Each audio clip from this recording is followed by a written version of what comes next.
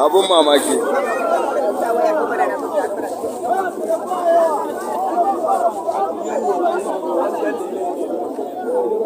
That's enough. Coin. Coin ba. Yawa, good. Push ba.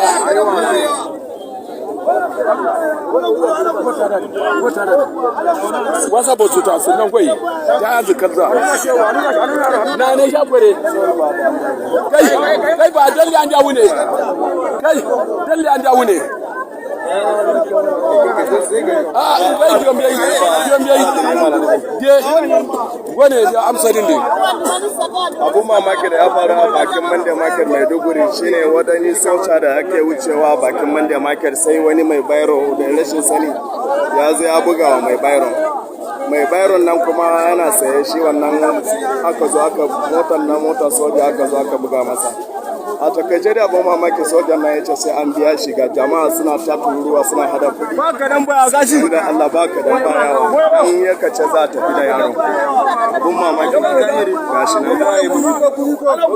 Ake kirme ko sabtane na ne ku ne. Ayye kalan sabkan. Kala ta yadu ta radu isu ta hawo bayro ma doya zo na ledido wafta. Ta yadu sukun. Sukun na dubiya ko bojin bawon. Shi soja ne. Dubiya lukon bojin bawon. Da nduso ba jama'a zo bana ma yan nan don. Shi tare da gozo alejin tare da gozo ne jinnon ada Nigeria so moto soja e Nigeria e kenan moto soja e Nigeria e gozo ne jinnon na mo kiba an da ruwa na da kamar kuma bana subside na ne a koro ade da soptoro da sarne baka da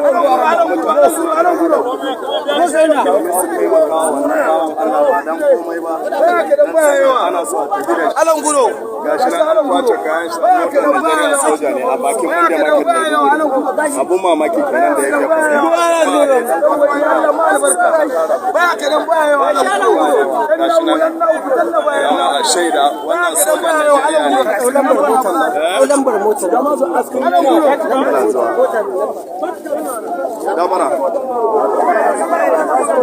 Gabara gashi nan kana gani dai abin da yake faru an samu kudi a takaice yanzu ne ya faru ne jama'a aiwa azu shine abun nan ne dole ya ga kayan nasu sai su ne bane shine suka ce su ma sai an biya sojojin suka ce sai an biya su yanzu ya jama'a suke anan kenan yanzu ga su jama'a da suna ba da taimako